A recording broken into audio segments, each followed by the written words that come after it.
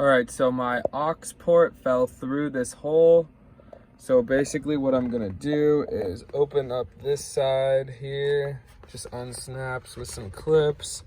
I unhooked this air duct a little so I could pull it through.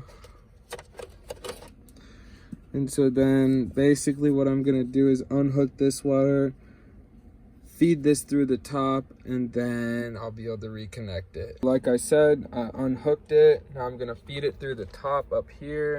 Put this through here.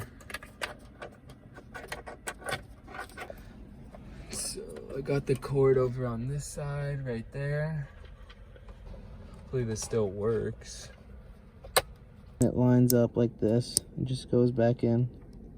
All right, so I just tucked the wire in under there.